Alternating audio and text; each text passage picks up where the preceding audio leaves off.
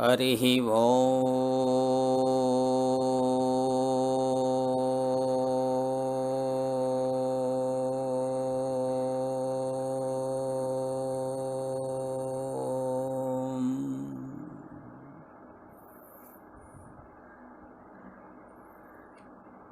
अखण्डमण्डलाकारं व्याप्तं येन चराचरं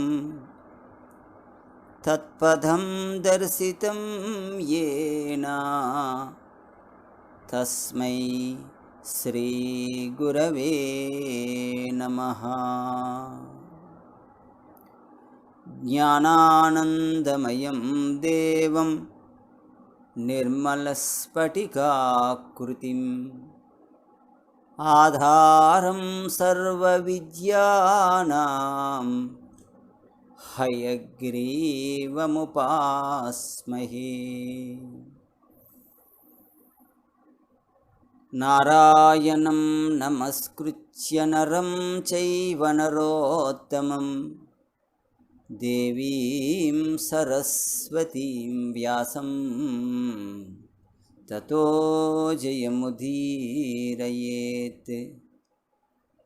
यक्किरालकुलाम्भोदिविदुमानन्दरूपिणम् अनन्तार्यतनूजातं कृष्णं वन्दे जगद्गुरुं श्रीकृष्णमाचार्यमनन्तपुत्रं सस्साधुमित्रं करुणाद्रनेत्रं गुरुं गुरूणां पितरं पितॄणाम् अनन्यशेषशरणं प्रपद्ये।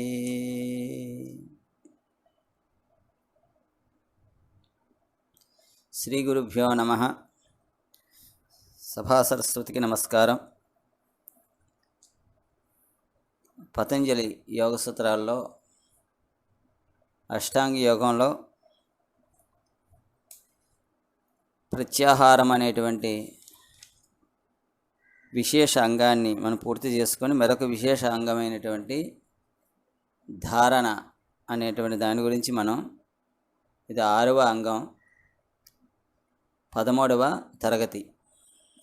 దీని గురించి మనం ఈరోజు తెలుసుకోవటానికి ప్రయత్నం చేద్దాం.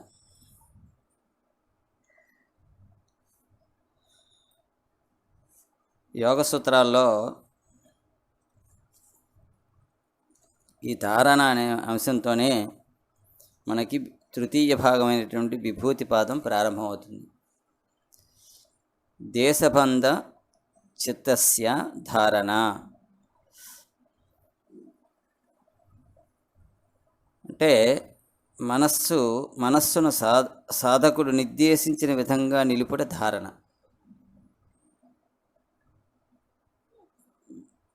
మనస్సు సాధకుడు ఏం చేస్తాడంటే ఆ మనస్సుని దేని యందు నిర్దేశిస్తే అలా నిర్దేశించి నిలపటాన్ని ప్రత్యాహారం ధారణ అంటాం అన్నమాట. ఇక ధారణ చేయాల్సినటువంటి అంటే దేని యందు నిలపాలి ముందరే చెప్పాడు. ధారణ అనగా సర్వాంతర్యామి యందు మనసు నిలుచుట.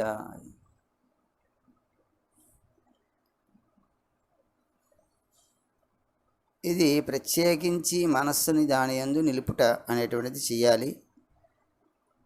ముందు మనస్సుని ప్రశాంతం చేసుకోవాలి. ఇంద్రియములనేమో మనస్సు యందు లీనమైనట్టు చేసుకోవాలి.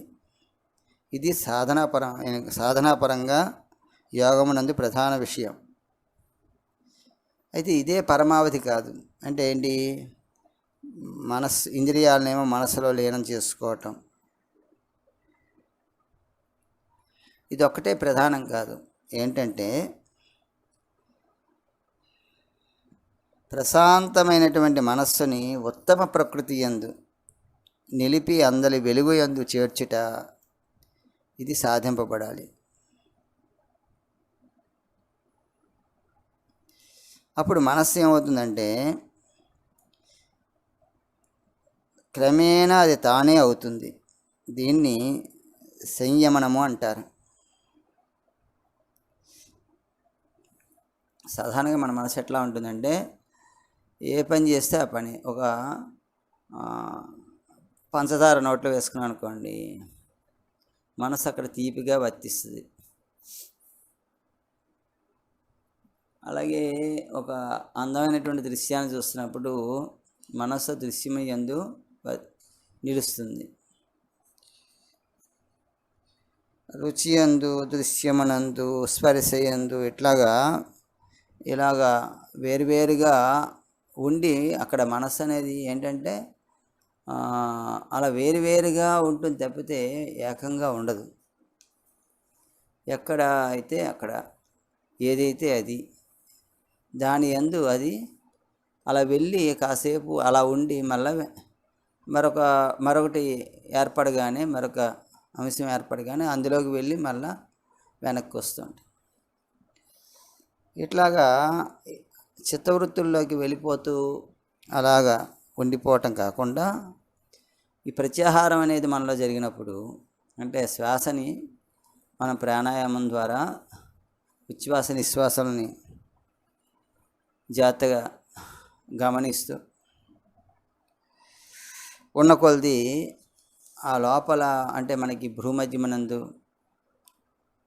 ఉండేటువంటి ఆ ప్రజ్ఞయందు ఈ నెమ్మదిగా ఈ శ్వాసను తీసుకెళ్ళి ప్రవేశపెట్టడం ద్వారా, అంటే దీన్ని అట్లా సోహం అని మనం దాన్ని పీలుస్తున్నప్పుడు సో అని, దాన్ని గాలిని విడిచేటప్పుడు హమ్ అని, ఇలాగా శ్వాసను లోపలికి నెమ్మదిగా దీర్ఘంగా ఎటువంటి ఒత్తిడి లేకుండా మనం జాగ్రత్తగా దాన్ని లోపల పీల్చుకుంటూ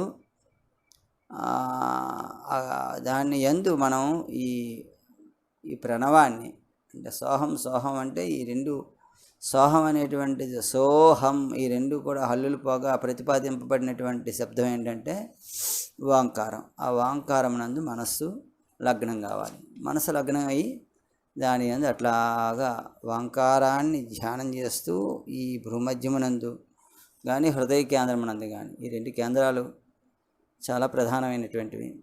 వీటి యందుకి చేర్చాలి. చేర్చినట్లయితే ఇలా ఈ శ్వాస లోపల నుంచి అలాగ మనని మనం ఈ కేంద్రములన్నీ దాటుకుంటూ పైకి వెళ్ళి అక్కడ చేర్చినట్లయితే అది అభ్యాసం అవుతున్న కొలది కూడా, అంటే ఎవని యందు చేర్చాలి దీన్ని తీసుకెళ్ళి, మనం ఉదయాన్నే పుష్పాలు అవి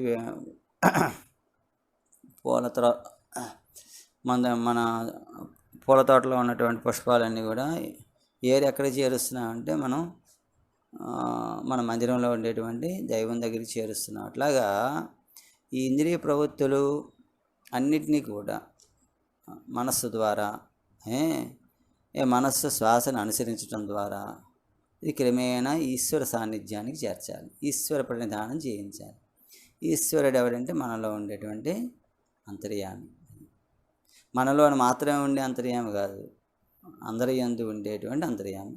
అందరి యందు ఉండేటువంటి అంతర్యామి మాత్రమే కాదు, అందరుగా ఉండేటువంటి వాడు, అందరినీ తనలో నిలుపుకున్నటువంటి వాడు. అంటే అంతర్బహిత్య తస్సర్వం వ్యాప్య నారాయణ స్థిత.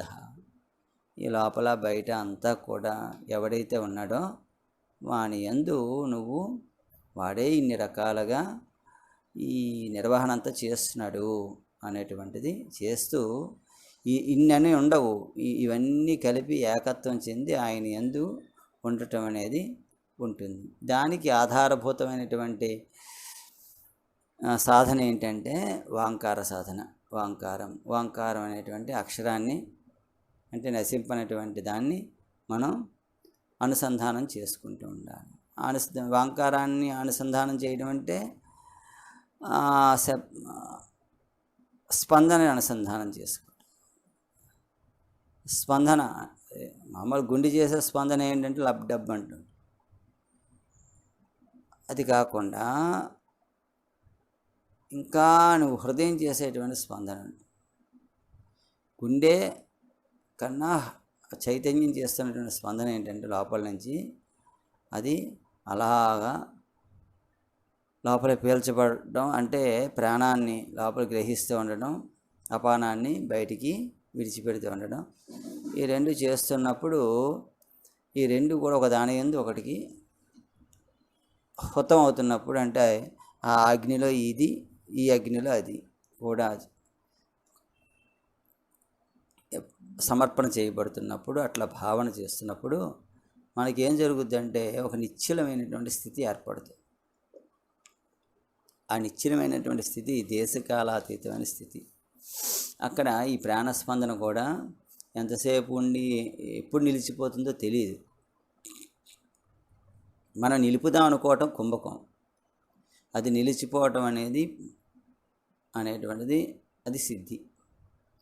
నిలుపుదాం అనుకొని మనం దాని మీద ప్రయత్నం చేయకూడదు, అది నిలుస్తుంది. నువ్వు ఎప్పుడైతే ఎట్లా శ్వాసని గమనిస్తూ, శ్వాసను గమనించడం అంటే ఓంకారాన్ని వింటూ అనుసంధానం చేసుకుంటూ అలా నిరంతరం సాధన చేస్తూ, ఆ సాధన భూమికలు ఏంటి, మనం ముందర చెప్పుకున్నటువంటివన్నీ వాటి యందు స్థిరపడుతున్న కొలది ఏకాగ్రత చెంది ఇవన్నీ కూడా జరుగుతాయి నీలో.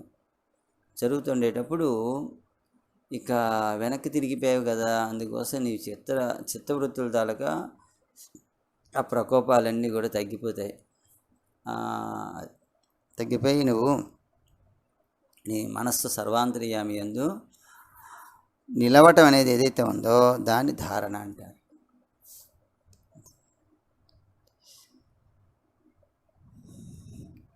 ఇది ఎలా జరుగుతుందంటే క్రమేపీ జరుగుతుంది. ఎప్పుడైతే నీకు ఈ చిత్తము వెనక్కి మళ్లింపబడి ఈశ్వరుని యందు సమర్పణ చెందిందో ఒక అద్భుతాలు జరుగుతాయి.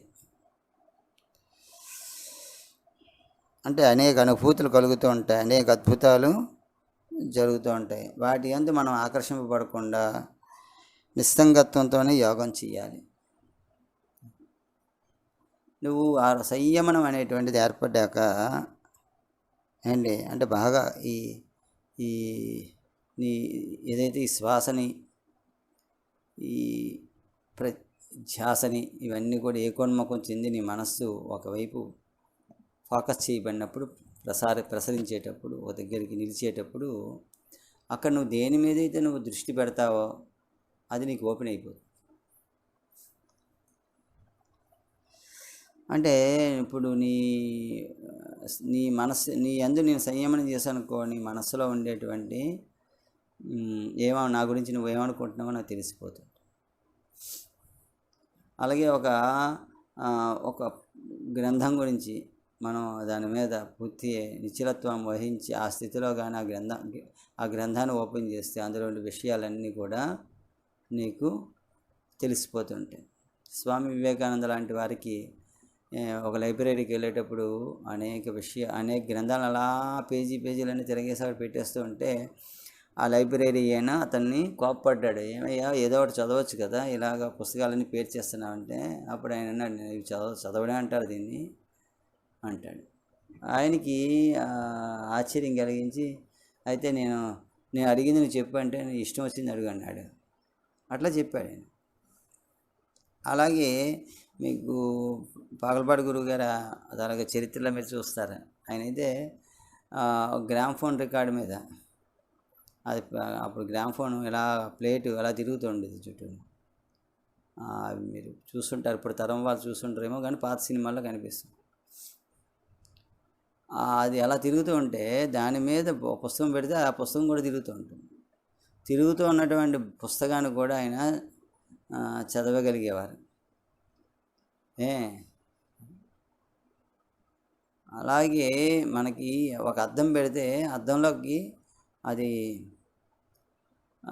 అక్షరాలు తిరగబడి ప్రతిబింబిస్తాయి కదా మరి, కానీ అవి కూడా చూసి చదివేసేవారు ఆయన. ఇవన్నీ సరదాగా అంతే, అదేదో నేను మహాత్ముని చెప్పడం కోసం అట్లా కాదు, ఏదో సరదాగా వాళ్ళకి వినోదం కోసమని వాళ్ళకి కాసేపు అందరి కోసం చేసేవారు ఆయన.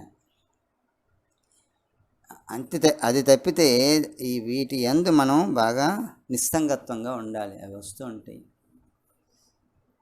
ఇలాంటివన్నిటి ఈ మిరాకిల్స్ అనేటువంటివి ఇవన్నీ కూడా ఈ సంయమనము అనేటువంటిది ద్వారా వచ్చేటువంటివి తప్పితే అవి ప్రత్యేకించి వేరే అదేదో కాదు. దానివల్ల నిస్సంగత్వం వాటి ఎందుకు కూడా వీడు పూర్తిగా వైరాగ్యం వహించాల్సి ఉంటుందన్నమాట. అలాంటి స్థితిలో నువ్వు ఇష్టదైవాన్ని నువ్వు భావిస్తే ఇవన్నీ కూడా ప్రజ్ఞతోనే చేయబడుతుంటాయి. అట్లా ఆత్మ అనేటువంటి నువ్వు ఏదైతే అయి ఉన్నావో అంతర్యామి ఏదైతే ఉందో అదే ఆత్మ. అంతర్యామిగా ఉండి సర్వత్ర వ్యాపించింది పరమ ఆత్మ.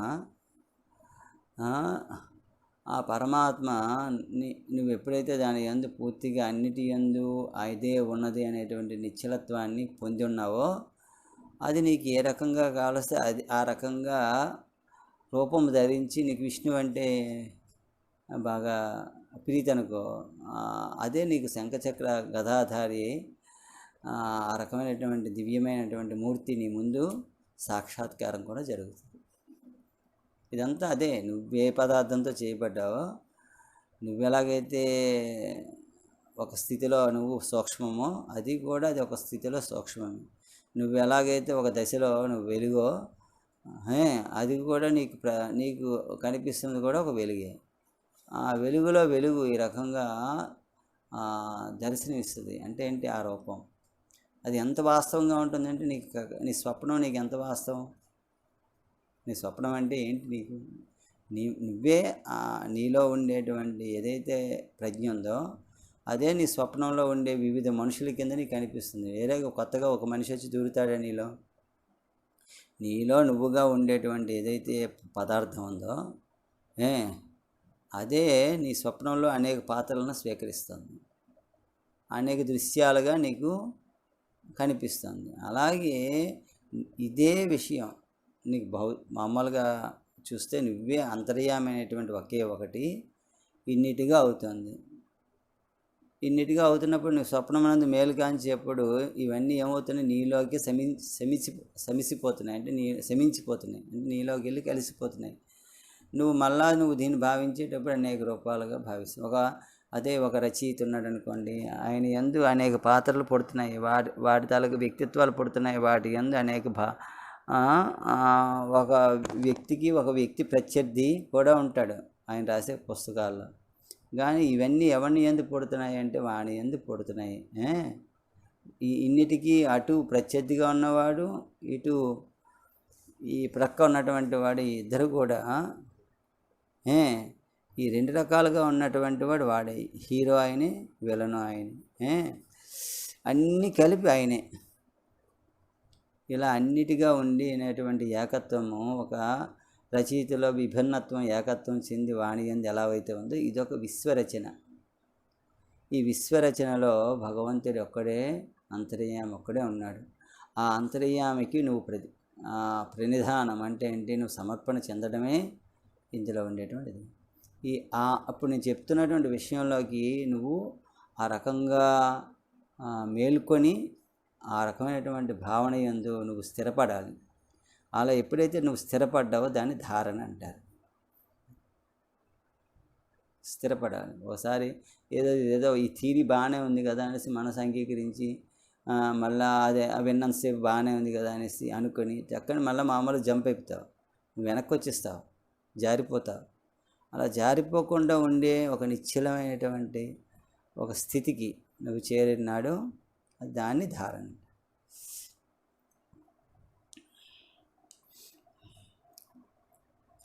అప్పుడు నీకేం అర్థమవుతుందంటే ఇదంతా కూడా తానను మనమైతే నేను తాను అని అంటామే, ఆ ప్రజ్ఞ యొక్క వివిధ రూపములే ఈ దృశ్యాలన్నీ కూడా ఇదే ఇన్నిటిగా ఉంది. ఇప్పుడు నేనుగా ఉంది అంటే నేను ఇప్పుడు నీకులా ఉంది, ఆయనలా ఉంది, ఆ బీరువాలా ఉంది, ఆ మందిరంలా ఉంది, ఇట్లాగా ఒక దగ్గర జలంగా ఉంది, ఒక దగ్గర అగ్నిగా ఉంది, ఒక దగ్గర వాయువుగా ఉంది, ఒక దగ్గర ఆకాశంగా ఉంది, ఇట్లా ఒక దగ్గర పుష్పాలుగా ఉంది. ఒకటి నువ్వు అలా రకరకాలుగా ఆకృతులు ధరించింది అంతా కూడా ఒకే ఒక పదార్థం. అంటే ఇన్నిటిగా నిండినటువంటిది ఏదైతే ఉందో అది ఈశ్వరుడే బహుశ్యాం అనేక రకాలుగా ఇలా అయ్యాడు. దాని గురించే అదే విషయాన్ని అనేక రకాలుగా చెప్పబడుతూ ఉన్నాడు కనుక ఏకం సత్ విప్ర బహుధా వదంతి అన్నాడు. దాన్ని మహావాక్యాల్లో ఏకం సత్ విప్ర ఏకమేవా అద్వితీయం బ్రహ్మ అంచేత ఇదే. కానీ అది అందరికీ అంటే మామూలుగా వింటున్నప్పుడు ఓకే అనిపిస్తుంది. కానీ అది నీ యందు యోగం జరిగినాడు మాత్రమే అందులో నువ్వు పరిపూర్ణంగా లగ్నమై ఉండగలుగుతావు. దాన్ని ధారణ అంటారు. ధారణ అంటే ఏంటంటే అది మామూలుగా ధారణ అంటే మీకు మరొక చోట ధారణ అనే మాట వినిపిస్తుంటుంది. మీరు విన్నారో లేదో, మీరు అష్టావధానం శతావధానం చేసేవాళ్ళు వాళ్ళు అనేకమైనటువంటి ప్రశ్నలు 100 మంది అడుగుతారు. వాళ్ళు అడిగే వాళ్ళని పృచ్ఛికులు అంటారు. ఆ పృచ్ఛికులు అంటే ప్రశ్నించేవాళ్ళని అర్థం అన్నమాట. వాళ్ళేంటి వివిధ విషయాలని 100 మంది ఒకడు తర్వాత ఒకడు అలా ప్రశ్నలన్నీ అడుగుతూ ఉంటాడు. ఒక్కొక్కడు ఒక రకంగా ఆ ప్రశ్నకి జవాబును కోరుకుంటూ ఉంటాడు. వాడేమో తన పద్యంలో చెప్పమంటాడు, ఈ పదాలను విడిచిపెట్టి చెప్పమంటాడు. ఇలా చెప్పమని ఇలా 100 మంది వాళ్ళు అడిగే విషయాన్ని 100 విధాలుగా అడుగుతారు. 100 విధాలు అంట. అడిగితే ఎవడెవడు ఏం అడిగాడు, ఎట్లాగడిగాడు, దేన్ని అడిగాడు, దాన్ని ఎట్లా పూరించాలి అనే విషయాలన్నీ కూడా తాను ఏకోన్ముఖమైనటువంటి స్థితిలో వాటినన్నిటి కూడా ఎందుకు కూడా తాను ఈ రకమైనటువంటి ధారణ చెంది, ఇది కూడా యోగంలో ఒక భాగమే. అయితే ఈ యోగసిద్ధిని వారు ఆ రకంగా ఉపయోగించుకుంటున్నాడు ఆయన. అయితే ఏకాగ్రత దేని యందు చెందాలంటే ఈ బాహ్యమైనటువంటి వాళ్ళ ఆ ఏకాగ్రత వాళ్ళు ఇప్పుడు నేను చెప్పినటువంటి పద్యాలు ఇవన్నీ అవి ప్రతిభ యందు ఆయన ఏకాగ్రత చెంది ఉన్నాడు. ఆయన ప్రతిభ అది కవిత్వము, ఆయన తరగ ప్రతిభ, నైపుణ్యము. దీనివల్ల ఆయనకి ఒరిగేది ఏంటంటే బ్రహ్మాండ కీర్తి వస్తుంది, మా అందరూ పండితుడు అంటారు, అవన్నీ కూడా సన్మానాలు చేస్తారు ఇవన్నీ. మరొక ఆయన ఏం చేస్తాడు, దేని ఎందు అయితే అనిమ, మహిమ, గరిమ, ఈ సత్వ, వసత్వ ఇలాంటి సిద్ధులు, అష్టసిద్ధులు ఉంటాయిలే, అవన్నిటి అందు కూడా ఇవన్నీ కూడా సంయమనం చేయటమే. ఇదంతా కూడా ఈ విభూతి పాదం అనే దాంట్లో చెప్తారు. అంటే నువ్వు దేని ఎందు పెట్టావు అనుకోండి, అది అప్లై చేసావంటే అది నీకు ఎంత సప్లై అవుతుంది. నువ్వు దేని అని చేస్తే అది ఒక ఏనుగు బలం మీద నువ్వు సంయమనం చేస్తే ఆ ఏనుగు బలం నీకు వస్తుంది. నువ్వు దూదిపించి నువ్వు ఏకాగ్రత వహించావనుకో, నువ్వు దూదంత తేలికైపోతాడు. అందుకోసం చిన్నప్పుడు ఆంజనేయ స్వామికి సుందరకాండ అది చదివారనుకోండి, అందులో ఏమవుతాడైనా చిన్న పిల్లంత అయిపోతాడు ఒక్కోసారి. అలాగే సింహిక అలాంటి వాళ్ళు వచ్చేటప్పుడు ఆయన దాన్ని ఎన్నో యోజనాలు పెద్దవాడి కింద పెరిగిపోతూ ఉంటాడు. ఓసారి పెరిగిపోతూ ఉంటాడు, ఓసారి తగ్గిపోతూ ఉంటాడు. ఇవన్నీ ఆయన ఎట్లా జరిగాయంటే ఇక ఈశ్వర ప్రణిధానం అనేటువంటిది ఇప్పటి వరకు చెప్పినటువంటి ఈ నియమాలన్నీ యమము, నియమము, ఆసనము, ప్రాణాయామము, ఇందులో ఇదంతా కూడా దేనివల్ల అంటే ఈ అనుసంధానమైన ప్రక్రియ మాత్రం ప్రాణాయామం, అది గుర్తుపెట్టుకోవాలి. ప్రాణాయామం చేస్తూ జాగ్రత్తగా దాని యందు నీకు ఒక రకమైనటువంటి నిష్ట కలిగినాడు. అప్పుడు నువ్వు దాని మీద ఒక రకమైనటువంటి స్వామిత్వం నీకు లభించినాడు. ఖచ్చితంగా నువ్వు ఈ సంయమము అనేటువంటిది నీకు ఒక వరంగా వస్తుంది. అలాగే నీకు చిత్తవృత్తి నిరోధం కూడా నీ యందు జరిగిపోతూ ఉంటుంది. ఆ జరిగిపోయిన విషయం నీకు తెలియదు. ఎప్పుడు తెలుస్తుందంటే ఏదైనా విఘ్నం వచ్చేటప్పుడు ఆ విఘ్నం యందు నీ తాలూకా ప్రతిస్పందన ఎలా ఉంది అంటే దాన్ని బట్టి నీకు చిత్తవృత్తి నిరోధం అయిందో లేదో తెలుస్తుంది. నేను యోగిని నువ్వు డిక్లేర్ చేసుకుంటే అవ్వదు.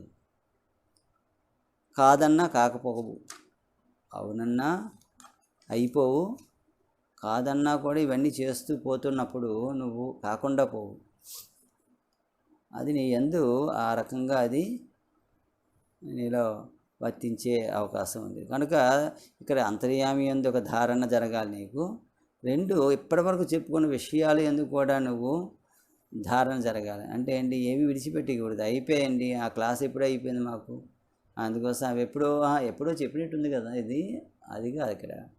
ఇవన్నీ నువ్వు చేస్తున్న నీ దినచర్య యందు ఇవన్నీ కూడా 24 గంటలు ఇవన్నీ నీ యందు జరుగుతూ ఉంటే దాని తాలూకు ఆ ఉడకబడుతున్నప్పుడు నీలో అది వంట జరుగుతున్నప్పుడు, ఆ రసాయనం జరుగుతున్నప్పుడు దాని తాలూకు ప్రతిఫలంగా ఈ ధారణ, ఈ ధ్యానము ఇవన్నీ కూడా జరుగుతాయి. అంటే మొదట 4 జరగాలి నీలో. అంటే అవి బాగా నీ జరుగుతుంటే మిగతా 4 కూడా మొదటి 4 ఏంటి, యమము, నియమము, ఆసనము, ప్రాణాయామం. ఇంకా నీకు వచ్చేవి ఏంటంటే ఇవి చేస్తే ప్రత్యాహారం, ధారణం, ధ్యానము, సమాధి. ఈ 4 చేయి, నీకు ఆ 4 నీకు గిఫ్ట్గా వస్తాయి. అవి అక్కడ నువ్వు సాధారణంగా ధ్యానం చేయాలని అంటారు, ధారణ చేయాలి. ఇక చెయ్యడం కన్నా నీలా జరుగుతూ ఉంటుంది. నీకు తెలియకుండానే నీలో అది జరుగుతూ ఉంటుంది. అప్పుడు నువ్వు ఏమిటావో, నువ్వు దేని యందైతే అలాగ ఒకసారి మనసు పెట్టావో, మనసు పెట్టడం అంటే ఏంటి, అంతర్యామి ఎందుకు పెడతావో అక్కడి నుంచి చూస్తావు అనమాట. చూడంగానే అది నీకు ఓపెన్ అవుతుంది. ఎందుకంటే అంతటా ఉండి నిండిపోయినటువంటి స్థితి అంతర్యామి కదా. ఎప్పుడైతే అంతర్యామి అందు నువ్వు పెట్టావో నీకు ఇంకా రహస్యం అంటే ఏమి ఉండదు. అది ముందు నీకు అంతర్యామి దర్శనం అవుతుంది. అంటే అంతటా ఉన్నటువంటి వాడు ఆ కామన్గా ఉండేటువంటి సెన్స్ ఓపెన్ అవుతుంది. కామన్ సెన్స్ ఏదైతే ఉందో అది ఓపెన్ అయిన తర్వాత మిగతా మామూలు జన సామాన్యంలో ఉండే ఈ అవసరం బట్టి అందులోకి నువ్వు దిగటం అనేది జరుగుతుంది. అంతే. ఇది నీకు సాధింపబడాలంటే ఏంటంటే అభ్యాస వైరాగ్యాలు అనేటువంటివి కావాలి. ఏం చేయాలి, యోగా నీలో నిరంతరం జరగాలంటే ఏం చేయాలి, అభ్యాసము, వైరాగ్యం. అభ్యాస వైరాగ్యాలంటే, అభ్యాసం అంటే ప్రాక్టీస్ అని అనుకుంటుంటాం, కాదు. ఇప్పుడు మన పూర్వం చెప్పుకుంటున్నటువంటి విషయాల్ని తిరిగి తిరిగి అదే ఆసక్తితో ఆచరించటం. నేను చాలా ఒక స్థితికి వచ్చేసానండి అని అనడానికి ఏం లేదు. పూర్వం చెప్పుకుంటున్నటువంటిప్పుడు మొదట్లో చాలా ఉత్సాహంగా ఉంటుంది. యోగా అనేసరికి ఓ మంచి చాప కొనుక్కోవాలనిపిస్తుంది, దానికోసం కావాల్సిన డ్రెస్ కొనుక్కోవాలనిపిస్తుంది. ఉదయాన్నే లేచి ఇంకా ఆ ఉత్సాహం ఎంతసేపు ఉంటుంది, 2 రోజులు, 3 రోజులు, 4 రోజులు, వారం రోజులు. లేకపోతే నీకు ఇన్స్ట్రక్టర్ ఎవడైతే ఉన్నాడో ఆ యోగా ఆయన మళ్ళీ ఈ క్లాసులు అయిపోయాయి ఇక మీరు చేసుకోండి అని చెప్పి ఆయన వెళ్ళిపోయాడు అనుకోండి. అక్కడి నుంచి ఈ చాప కూడా చుట్టేస్తాం, చుట్టి పైన ఎక్కడ పెట్టేస్తాం. ఈ యోగా ప్రాక్టీస్ చేసే వాళ్ళందరినీ అడిగినా ఇవే ఉంటాయి ఇప్పుడు నేను చెప్పినవి. ఎంచేతంటే దేని యందు వీళ్ళ ధారణ చేయాలనే విషయం మీద ఎవరు క్లారిటీ ఇవ్వరు. పతంజలి ఏమన్నాడు, ఈశ్వర ప్రణిధానం అన్నాడు. అసలు యోగం దేనికని తెలియాలి ముందు. యోగం దేనికంటే ఆరోగ్యం కోసం ఏదో చేస్తూ ఉన్నటువంటి వాళ్ళు చేస్తూ ఉంటారు, కింద మీద పడుతూ ఉంటారు. ఈలోగా యమం నియమం మీద వాళ్ళ భక్తి శ్రద్ధలు ఉండవు. ఎప్పుడో నాడు ఈ పండిన పంటకి కంచి లేకపోవడం వలన ఏదో మేక వచ్చి తినేస్తుంది. అలాగే మనలో కూడా ఏదో ఒక భావజాలం వచ్చి ఏమిటంటే రోజు చేదస్తం కాకపోతే అని ఎవడే అంటే మానేస్తాం. లేకపోతే 4 రోజులు చేసిన తర్వాత కొంచెం ఒళ్ళు నొప్పులు వచ్చాయనుకోండి మానేస్తాం. లేకపోతే ఎప్పుడు ఈ పచ్చి గడ్డి ఏం తింటామని మానేస్తాం. ఎందుకంటే దానికి వాటి విషయం మీద మనకి ఒక రకమైనగా ఎలా చేసుకోవాలి ఏంటి చెప్పేవాడికి ఉండాలి, చేసేవాడికి కూడా ఆ రకమైనటువంటి నిబద్ధత దేనికోసం ఎందుకోసం ఎలా అని. అందుకోసం ఈశ్వర ప్రణిధానం అంటే ఏంటంటే శాశ్వతమైన ఆనందం ఎవరి యందు ఉందంటే శాశ్వతుని యందు ఉంది. అంతే కదా.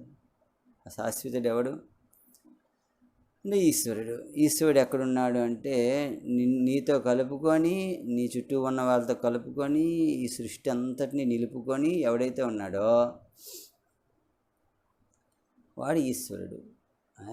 ఆ ఈశ్వరుణ్ణి నువ్వు నెమ్మదిగా బాహ్యమైనటువంటి అంటే అప్పటికి ఏమైంది, నీకు 2 పొరలు ఉన్నాయి. ఒక పొర ఏంటంటే ఒక పొరలో నువ్వు చూస్తున్నప్పుడు ఈ భౌతికమైన సృష్టి అంతా కనిపిస్తుంది. అందులో అద్దం పెట్టుకొని చూసామనుకో ఈ సృష్టిని, నీకు ఇందులో ఉండే రకరకాలైనటువంటి చెదిరిబాటు రకరకాల విభిన్నత్వం కనిపిస్తుంది. ఎప్పుడైతే ఆ విభిన్నత్వం నుంచి నువ్వు అంతర్ముఖం అవటం అనేది ప్రాణాయామము, ఈ ప్రత్యాహారము, ధారణ, ధ్యానము, సమాధి, ఈ స్థితిలో నువ్వు వెళ్తున్న కొలది ఈ ఇన్నిటిగా వ్యష్టిగా ఉన్నటువంటిది అంతటిని ఓ సమిష్టిగా ఏకోన్ముఖమైనటువంటి ఒక స్థితి నీకు దర్శనమిస్తుంది. దాన్ని అంతర్ముఖం అంటారు. అంతర్ముఖంలో అంతర్యామి తాలూకా దర్శనం మనకు తెలుస్తుంది. అంతవరకు ఇది ఏదోలా అనిపిస్తుంది, అర్థం కాదు. ఇవి అర్థం అవ్వాలన్నా కూడా కేవలం ప్రజ్ఞ ద్వారా, తెలివితేటల ద్వారా అయ్యేది కాదు. అది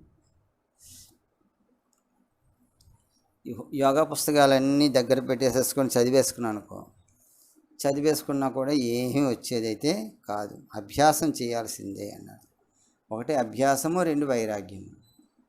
అందుకోసం ఈ ధారణ అనేటువంటి అంశాన్ని మీకు చెప్పేటప్పుడు పూర్వం ఇప్పటి వరకు చెప్పుకున్నటువంటి కొన్ని విషయాలు మీకు వెనక్కి వెళ్ళి చెప్తాను, జ్ఞాపకం. అది కూడా ధారణ చేసుకోవాలి. అంటే ఏంటి? ఒకటి ఏంటంటే యోగం అనేటువంటిది ఒక జీవిత వైఖరి అని జ్ఞాపకం పెట్టుకో. అందుకోసం ఏదో గంట, పావుగంట, అరగంట రోజుకి కూర్చొని యోగం చేసేది కాదు. యోగం అనేది అదొక స్వభావం కింద ఉండాలి అని. ప్రత్యేకించి నీలో శరీరంలో కేవలం ఏదో వేరుగా ఉన్నావు అనుకో, వేరుగా ఉంటే వ్యాధి. శరీరంలో ఒక కాలు తిమ్మిరెక్కిందని నీకు గమనింపబడుతుందంటే వ్యాధి.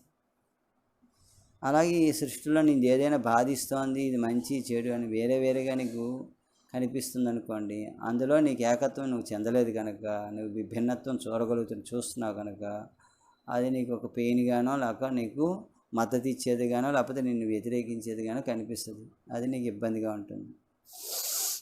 యోగ జీవితానికి యోగాభ్యాసం పరమావధి కాదు, యోగ జీవితం అనేటువంటిదే పరమావధి.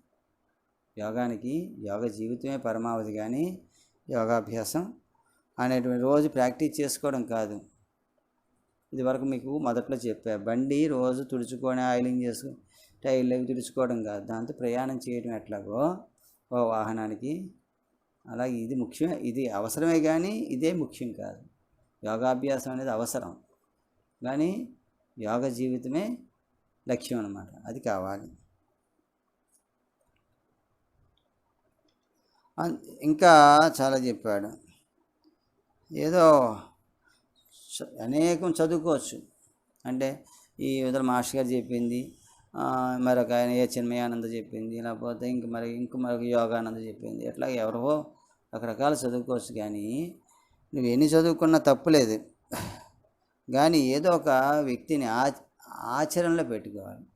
ఒక విషయాన్ని నమ్మి ఆచరణలో పెట్టుకుంటే తదనుభూతి నీకు కలుగుతుంది. అంతేగాని ఇలా దీని గురించి ఇంకా నేను జీవితం అంతా ప్రయోగాలు చేస్తానంటే యోగం చేసుకోవడం అవుతుంది. ఒక ఆయనేమో పొలంలో ఒక 2 అడుగులు తవ్విపెట్టావు దగ్గర నీళ్లు పడలేదట. అలా పొలం అంతా తవ్విపెట్టా 2 అడుగులు చొప్పున. అప్పుడు బుద్ధి ఉన్నవాడు ఒక ఆయన వచ్చి చెప్పాట, ఒరే అదేదో ఒక దగ్గర తవ్వితే పడి నీళ్ళు పడేవని.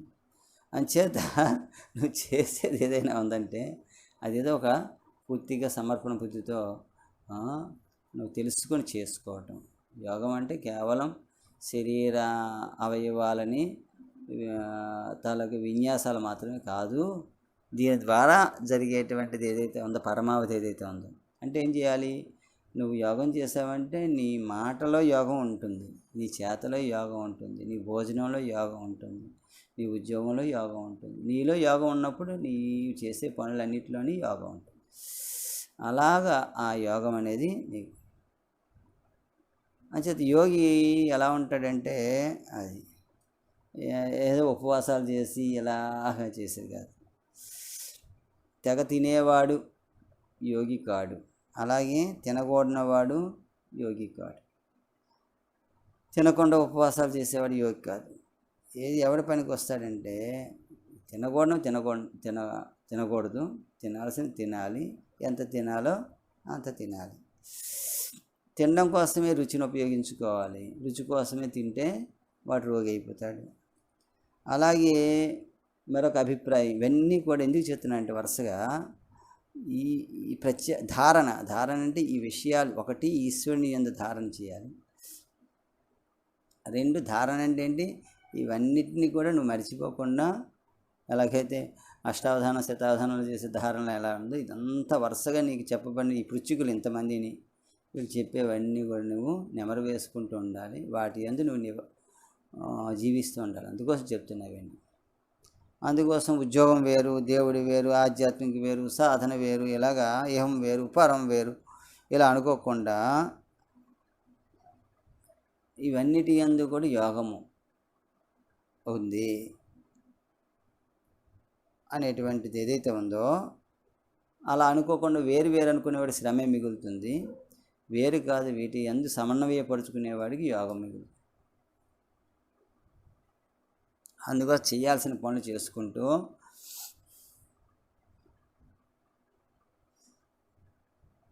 పది మందికి నీకు తెలిసినటువంటి విషయాన్ని, అవగాహనకు వచ్చినటువంటి విషయాన్ని ఇంకొకరికి అర్థమయ్యేలా వివరించగలగడం కూడా చేసుకుంటూ ఉండాలి.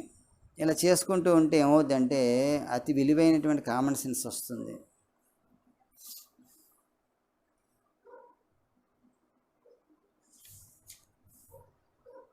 ఎప్పుడు ఉత్సాహంగా ఉండాలి. అది ఎలా ఉండాలంటే 10 సంవత్సరాలు కూడా ఇప్పుడు నువ్వు ఏ రకంగా యోగం తెలుసుకోవాలి, మీరందరూ నా దగ్గరికి ఇట్లా కూర్చున్నారో ఇలాగే ఇదే ఉత్సాహం మనకి 10 ఏళ్ళ తర్వాత ఉండాలి. ఆ ఉత్సాహం కూడా నిష్కారణమైనటువంటి ఉత్సాహం అయి ఉండాలి. అంతేగాని అది వస్తుంది ఇది వస్తుంది అనుకుని కూర్చుంటే అది ప్రస్తుతానికి నీకున్న స్థితిలో అది నీకు రాలేదనుకోండి, అప్పుడు నిరుత్సాహం వస్తుంది. కనుక పెద్దవాళ్ళు ఏం చెప్తారంటే ఉత్సాహం నీ స్వభావం అయి ఉండాలి.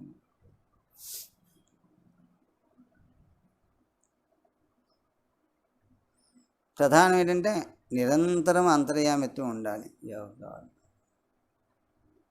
అంటే దేని ధ్యానం చేయాలి అంటే సర్వాంతర్యామిని ధ్యానం చేయాలి. ఎవరితో ఎందుకు నువ్వు ఉత్సాహంగా ఉన్నావు అంటే సర్వాంతర్యామిలో ఉండటం వల్ల ఉత్సాహంగా ఉన్నావు. ఎందుకంటే సరదాగా ఉన్నా అంటే నీలో ఉన్నవాడు ఎదురు వాళ్ళలో ఉన్నవాడు ఒకడని తెలిసి నువ్వు వాడితో డీల్ చేస్తున్నప్పుడు నీకు సరదాగా ఉంటావు, ఉత్సాహంగా ఉంటావు. అలా కాకుండా వాడు వేరు వీరు వేరు అనేటువంటిది ఉంటే అది ఎదుటివాడిలో ఉండే రాగద్వేషాలు అవన్నీ నీకు అడ్డొచ్చి, ఆ క్లేశాలన్నీ అడ్డొచ్చి నిన్ను యోగంలో ఉండకుండా చేస్తాయి. అందుకోసం పట్టుబట్టి రైట్గా ఉండటం కాదు, రైట్గా ఉండేటువంటి స్వభావంలో ఉండటమే మీరు అయిపోవాలి. అయిపోయిన నాడే అది జరుగుతుంది. అయితే వైరాగ్యం అన్నారు కదండి, అభ్యాసం చెప్పారు, అభ్యాసం వల్ల అవుతుంది అన్నారు. వైరాగ్యం అంటే ఏంటంటే హృదయ వైశాల్యం పెరుగుతున్న కొలది వైరాగ్యం వస్తుంది. వైరాగ్యం అంటే ఏదో దాన్ని ఎగ్గొట్టడం కాదు, బాధ్యతల నుంచి తప్పించుకోవడం అనే పశుత్వాన్ని వైరాగ్యం అనరాదు. ఎస్కేప్ అయిపోయి అక్కడి నుంచి, 'ఆ, పారిపోవడం' అది వైరాగ్యం అయితే కాదు. 'వైరాగ్యం' అంటే ఏంటంటే హృదయ వైశాల్యం పెరుగుతున్న కొలది వైరాగ్యం వస్తుంది. వైరాగ్యం అంటే ఏదో దాన్ని ఎగ్గొట్టడం కాదు, బాధ్యతల నుంచి తప్పించుకోవడం అనే పశుత్వాన్ని వైరాగ్యం అనరాదు. ఎస్కేప్ అయిపోయి అక్కడి నుంచి, 'ఆ, పారిపోవడం' అది వైరాగ్యం అయితే కాదు. అభ్యాసం అనేది అలవాటు అవ్వడం దాకా చేసినట్లయితే అదే అలవాటు అవుతుంది. కొంచెం క్లిష్టంగానే ఉంటుంది కానీ అది అలవాటు అయిపోవాలి. అయ్యేంతవరకు అలా చేస్తూనే ఉండాలి. అప్పుడు ఈ రోజు మొదటి రోజు ఉదయం 6ంటికి లేవాలి, ఈ ప్రేయర్ చేసుకోవాలని అనుకోండి, మొదట్లో చాలా కష్టంగా ఉంటుంది. ఏదో వరుసగా చేస్తున్న కొలది ఏదో ఊరు వెళ్తాం, అక్కడ ఆ ఇంట్లో అవుతుందా అవుదా అనే భయంతో ఈరోజు మానేద్దామని అట్లా చేస్తాం. మానే ఎక్కర్లేదు. ఆ ఇంట్లో వాళ్ళకి కూడా మేము ఏం చెప్తామంటే, నేను ఏదైనా ఊరు వెళ్తే కొత్త ఇంటికి వెళ్తే ఉదయాన్నే వాళ్ళని ఇబ్బంది పెట్టకుండా మనకు ఉదయాన్నే 4ంటికి లేచే అలవాటు ఉంది. ఆ ఇంట్లో వాళ్ళకి ఉందో లేదో తెలియదు కదా. అప్పుడు ముందర రోజే మన బాత్రూము అది అడిగి స్నానం అదికి నీళ్ళకి అవి ఎలా ఉంటాయి, ఇక్కడ పరిస్థితి ఏంటని తెలుసుకొని మనం ఆ టైంకి లేచిపోయి స్నానం అది చేసుకొని వాళ్ళు లేచే సమయానికి మనం అన్నీ పూర్తి చేసుకొని ప్రార్థనలో కూర్చోవచ్చు. మన మనసు ఉంటే మార్గం ఉంటుంది కదా, అది చేయాలి. అంటే మొదట్లో అది కష్టంగా ఉంటుంది. ఎప్పుడైతే నీకు అది ఇష్టంగా మారిపోయిందో అప్పుడు నువ్వు ఎక్కడికి ఉన్నా ఏమైనా కూడా నువ్వు సాధ్యమైనంత వరకు ఈ అభ్యాసాన్ని పాడు చేసుకోకుండా ఉంటాను.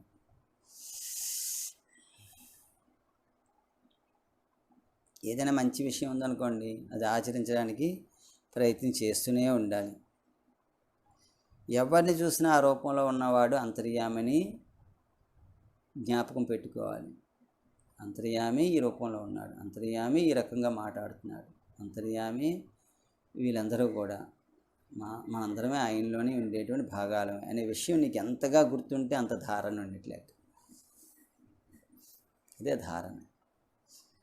ఒక రకంగా చెప్పండి, అదే ధ్యానం కూడాను. ధ్యానం చెప్పుకునేటప్పుడు అది దానికి ఏం కావాలంటే అంతర్యామి నువ్వు ఎదుటివాడలో అంతర్యామి ఉన్నాడు అని నీకు తెలిస్తే ఏం చేయాలంటే, ఇవన్నీ చెప్పుకున్నవే మళ్ళీ మీకు రివిజన్లా చెప్తున్నా నేను. ప్రియంగా పలకడం చేత కావాలి, ఎవరికి ఇబ్బంది కలగకుండా మాట్లాడడం చేత కావాలి, అందరూ వింటున్నారు కదా అని చెవికింపుగా ఉన్నాయనేసి అబద్ధాలు అవి చెప్పకూడదు. ఎవరైనా ప్రాజ్ఞులను గౌరవించమని చెప్పాడు కదా. ఎవరైనా పెద్దలను గౌరవించేటప్పుడు ఎందుకనేటువంటి ప్రశ్న తీసేసి ఎవరినైనా ఎందుకేంటి, ఎవరిని గౌరవించాల్సిన అవకాశం వచ్చినా ఎవరిని చేసినా కూడా మనస్ఫూర్తిగా, ఎందుకంటే అంతర్యామి ఈశ్వరుడు అన్ని ముందు లోపల అనిపించాగా ఎవరికైనా నీకు చేతులెత్తి నమస్కారం పెట్టడానికి అభ్యంతరం ఉండదు.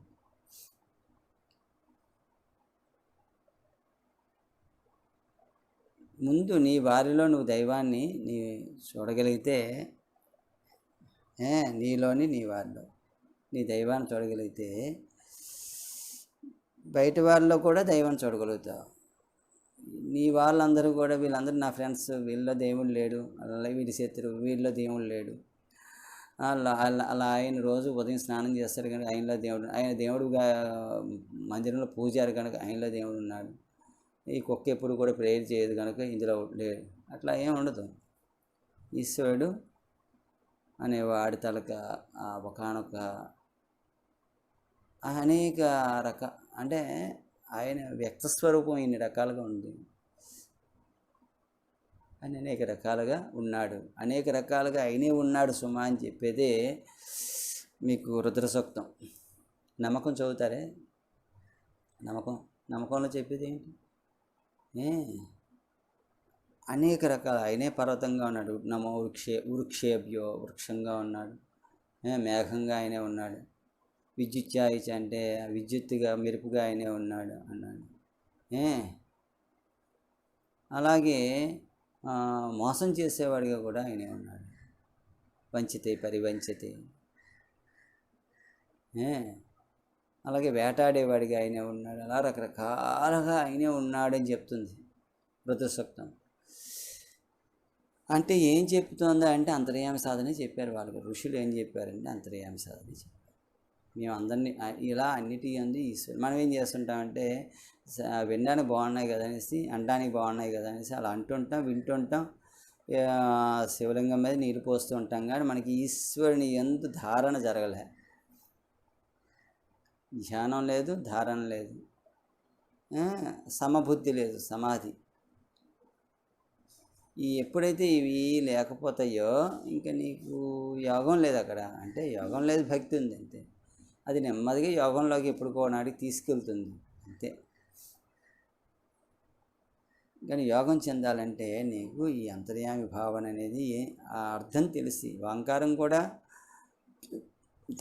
తస్య వాచిక ప్రణవః అన్నప్పుడు ఎందుకు నేను నేను అని చెప్తున్నదా, సోహం సోహం అని చెప్తున్నటువంటిది, ఆ ప్రణవం అనేటువంటిది ఎవడు ఉచ్చరిస్తున్నాడు? నువ్వు ఉచ్చరించటం లేదు, ఆయన ఉచ్చరిస్తే నువ్వు వింటున్నావు.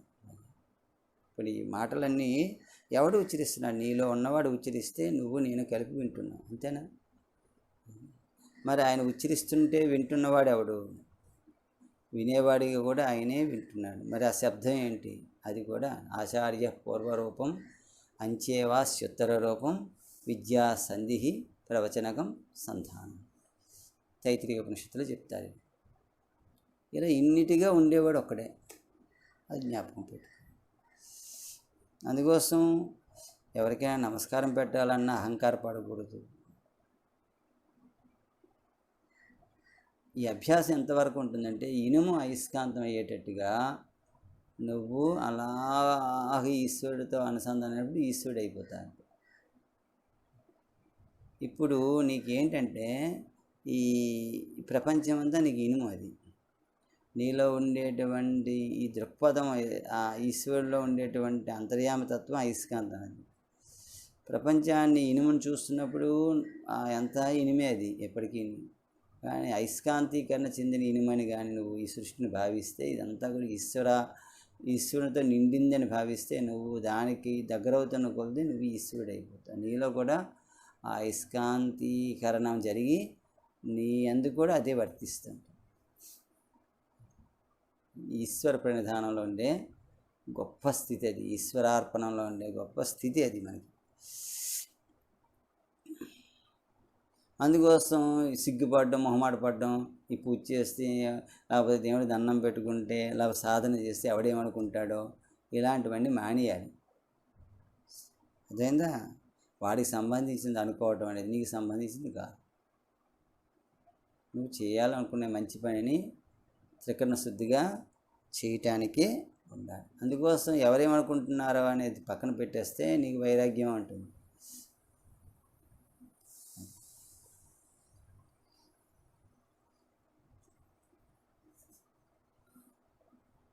అంచేత ఎవడు చూసేవాడు, చూడబడేవాడు, చూచుట అనే కర్త కర్మ క్రియ ఏవైతే ఉన్నాయో ఇవన్నీ కూడా ఆ వెలుగు సంబంధించినవే అని గుర్తుపెట్టుకోవాలి. యోగాభ్యాసంలో పరమైనటువంటి ప్రయోజనం ఏంటది? ఈశ్వరుడే. అందుకోసం ఆ ఈశ్వరుని పొందడం కోసమే ఈ మొత్తం ఈ సాధన అంతా కూడా అంతరంగంలోకి మళ్ళించాలి అన్నాడు. బాధ్యతలు ఏమైనా ఉన్నాయనుకోండి, ఇది నాకు పనికిరాదని అనడానికి ఏం లేదు. ఈ ఒక్క విషయం బాగా జ్ఞాపకం పెట్టుకోండి. ఎందుకంటే మన కుటుంబం కానీ, మన ఉద్యోగం కానీ, లేకపోతే మనకి చుట్టూరా ఉండే మనుషులు కానీ, లేకపోతే మనకి నచ్చిన మనం ఏ సంఘంలో ఉంటున్నామో ఆ సంఘం కానీ, ఇవన్నీ కార్యకారణ సంబంధం వల్ల వచ్చినవే. అన్నీ ప్రతిదీ కూడా అందులో నీకు కొన్ని రెస్పాన్సిబిలిటీస్ ఉంటాయి. ఆ రెస్పాన్సిబిలిటీస్ని కూడా ఎవరికి సమర్పణ చేసి చేయాలి? ఇదంతా బరువు అనుకొని చేయకూడదు. బరువు అనుకొని చేస్తే చాకిరీ అవుతుంది, బాధ్యత అనుకొని చేస్తే సేవ అవుతుంది. అంతర్యామికి అనుకొని చేస్తే ఏమవుతుంది? పూజ అవుతుంది.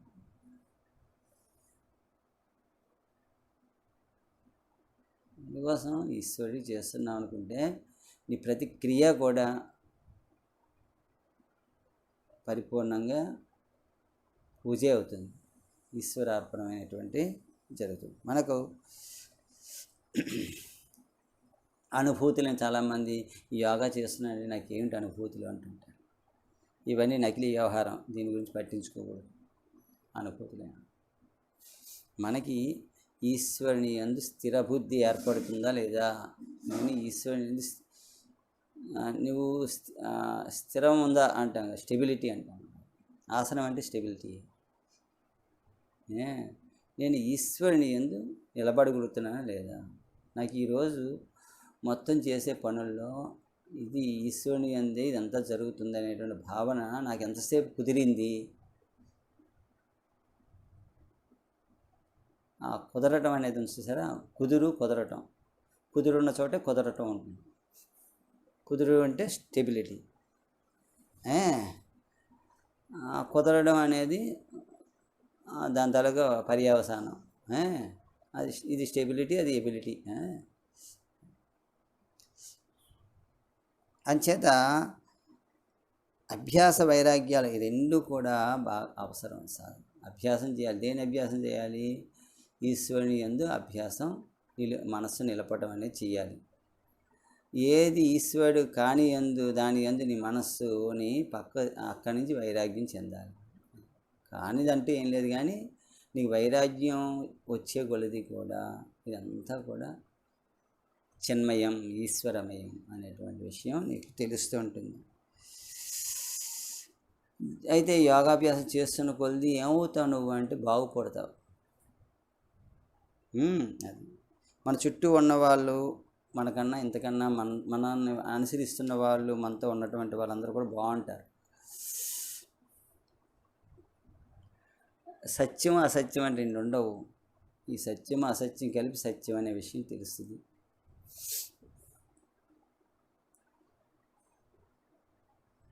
ఒక్కొక్క ఇంద్రియము మనస్సుని, మిగతా ఇంద్రియాన్ని, శరీర భాగాన్ని రక్షించడానికి పుట్టింది, కానీ తను తాను రక్షించుకోవడానికి కాదు. ఏ ఇంద్రియం ఆ ఇంద్రియాన్ని రక్షించుకోవడానికి కాదు. మొత్తం టీం ఏదైతే ఉందో దాన్ని రక్షించడం కోసం. కనుక ఇవన్నీ కూడా ఏంటంటే, దీన్ని తెలుసుకోవాల్సింది ఏంటంటే, ఎదుటివాడికి ఈ టీంలో ఎదుటివాడి సుఖం ఇవ్వడం ద్వారా నువ్వు సుఖాన్ని పొందుతావు, ఎదుటివాడి శాంతిని ఇవ్వడం ద్వారా నువ్వు శాంతిని పొందుతావు అని. అది దాని అందరికీ అది వస్తుంది, మోక్షం అనేటువంటిది. అంతేగాని నువ్వు దాన్ని ప్రయత్నం చేస్తే వచ్చేది కాదు. ఇవన్నీ విషయాలు ఇందాక కొండ, ఇవన్నీ ఉదాహరణ చెప్పుకున్నాం. కొండ, మట్టి, ఇవన్నీ కూడా అవన్నీ కూడా నీ ధారణలో ఉండాలి. ఈశ్వరంలో నువ్వు ఉంటున్న కొలది ఇవన్నిటి యందు నీకు ప్రతి దాని యందు నీకు ఒక రకమైనటువంటి సమన్వయం తెలుస్తుంటుంది. ఒకసారి నేను అగరత్తి వెలిగిస్తున్నప్పుడు గబుక్కని అంటుకుందేమో అని సార్పేశాను. అంటే అగ్గిపొల వెలిగించాను, అగరత్తి తగిలించాను, అది అంటుకుందేమో అని ఆర్పేశాను. ఇక్కడ ఈ ఆర్పిన ఈ పొల్ల, నేను వెలిగించిన పొల్లకి ఆరిపోయింది, అగరత్తికి కూడా అది అంటుకోలే సరిగ్గా, అది ఆరిపోయింది. ఇప్పుడు వెంటనే నాకు లోపల నుంచి వచ్చే మెసేజ్ ఏంటంటే, అది వెలిగే వరకు ఇది ఆర్పకూడదని తెలిసింది. అంటే ఏంటి?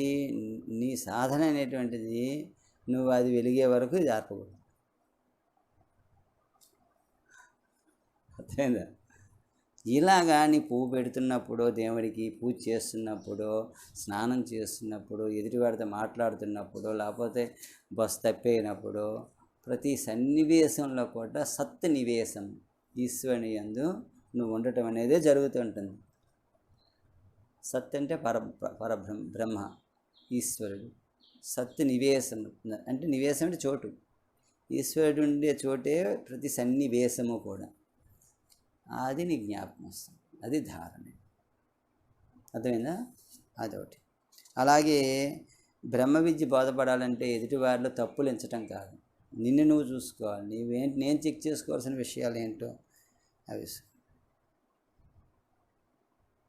ఈ జగత్ మిథ్య అంటాం కదా, మిథ్య అంటే లేదని కాదు, వాళ్ళ ఉద్దేశం ఏంటంటే ఇది స్టాండర్డ్ కాదు, నువ్వు చూస్తున్నది స్టాండర్డ్ కాదు అని చెప్పడం. వాళ్ళు ఇది లేదని కాదు, స్టాండర్డ్ కాదు. ఏది స్టాండర్డ్ అంటే ఈశ్వరుడిలో ఇవన్నీ వచ్చి వెళ్ళిపోతున్నాయి అనే విషయం గుర్తుపెట్టుకో. అది నువ్వు నేర్చుకోవాల్సింది. అంతేగాని దేన్ని నువ్వు స్టాండర్డ్ అనుకుంటున్నావో, నీ శరీరం నువ్వు స్టాండర్డ్ అనుకుంటున్నావు, నీ యవ్వనం స్టాండర్డ్ అనుకుంటున్నావు అనుకో, అక్కడ దుఃఖం పొందుతావు. ఎందుకంటే నీకు మొహంలో ముడతలు వచ్చే కొలది ఇబ్బంది పడుతూ ఉంటావు, కాళ్ళు ముడుకులు పట్టేస్తున్నప్పుడు ఇబ్బంది పడుతూ ఉంటావు.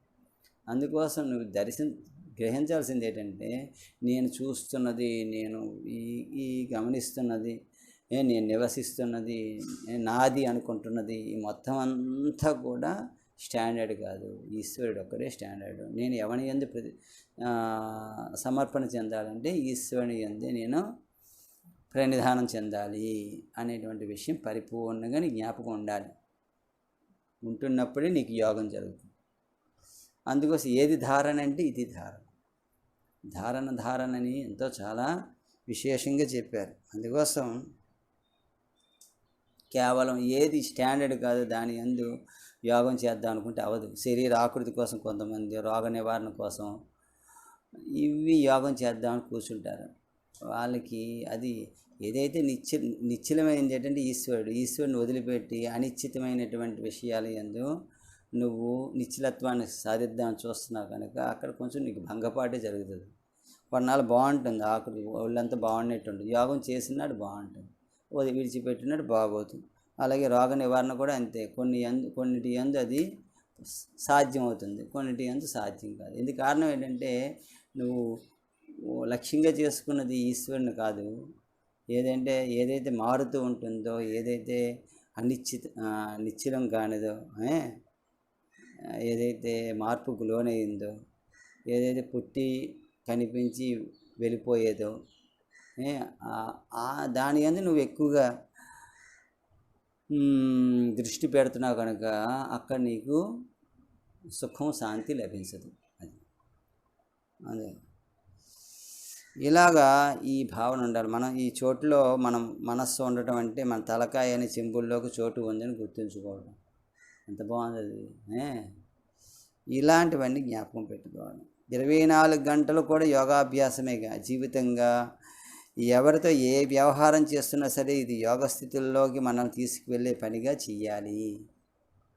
చేసినట్లయితే అది కనుక సద్గురువుని ఎవరైనా కాలు పట్టుకోవాలి. వాడు సద్గురువు అనుకొని నమ్మి కాలు పట్టుకుంటే మోసగాడైనా కూడా చెడిపోడు.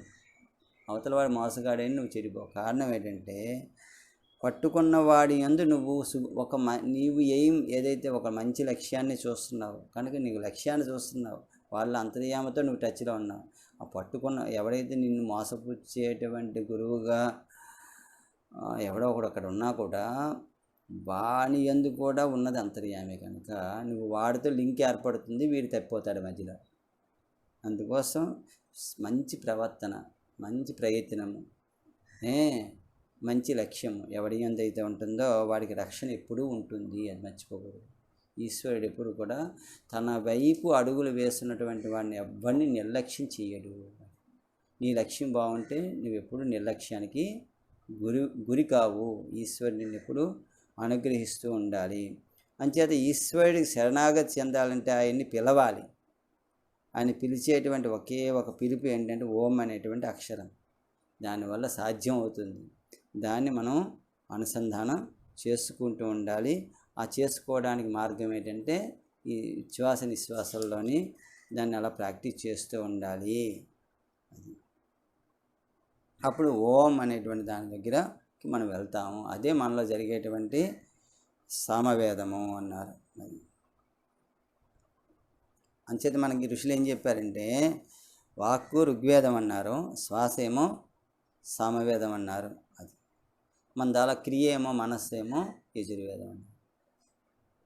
ఈ వేదం మనలోనే జరుగుతూ ఉంటుంది. వేదాలు అనేవి పుస్తకాల్లో కాదు, మన తాలూకా జీవితంలో ఉందని చెప్పారు. అంచేత ప్రాణాయామం అంటే ప్రాణాన్ని క్రమపద్ధతిలో పెట్టడమే తప్పితే శ్వాసని బంధించటం మాత్రం కాదు. ఇది మనం కొన్ని విషయాలు ముఖ్యమైనటువంటివి. ధారణ అనేటువంటి దేని ధారణ చేయాలి? ఈశ్వర ప్రణిధానం. ఈశ్వరుణ్ణి అంతటా నిండి ఉన్నాడు, ఆయనలోనే మనం ఉన్నామని ఏకాగ్రం చెందుతున్న కొలది ఈ సంయమనం అనేటువంటిది వస్తుంది. సంయమనం అంటే దేని ఎందైతే నువ్వు నిలిపావో అది నీకు సిద్ధించేటువంటి కనుక అనుగ్రహం అనేటువంటిది వస్తుంది. దానికోసం నువ్వు ట్రై చేస్తే అది రాదు. ఈశ్వరుని యందు నువ్వు ఉంటే ఇవన్నీ నీకు అప్రయత్నంగా సిద్ధిస్తాయి. ఆ సిద్ధిస్తున్నటువంటి వాటి యందు వ్యామోహపడకుండా మళ్ళా ఈశ్వరుని యందు ఉండటం కోసమే నువ్వు ప్రయత్నం చేస్తూ ఉండాలి. దానికి అభ్యాసము, వైరాగ్యం అనేవి ప్రధానమైనవిగా చెప్పుకుంటూ రేపు మనం ఇదే విషయాన్ని కొనసాగింపుగా ధ్యానం అనేటువంటిది ఏంటో దాని గురించి మెడిటేషన్ అనేటువంటి విషయం మీద మనం మాట్లాడుకుందాం. స్వస్తి ప్రజాభ్య పరిపాలయంతా న్యాయేన మార్గేణ మహిమహీసాః గోబ్రాహ్మణేభ్య శుభమస్తు నిత్యం. లోకా సమస్తా సుఖినో భవంతు. లోకా సమస్తా సుఖినో భవంతు. లోకా సమస్తా సుఖినో భవంతు. ఓం శాంతి శాంతి శాంతి.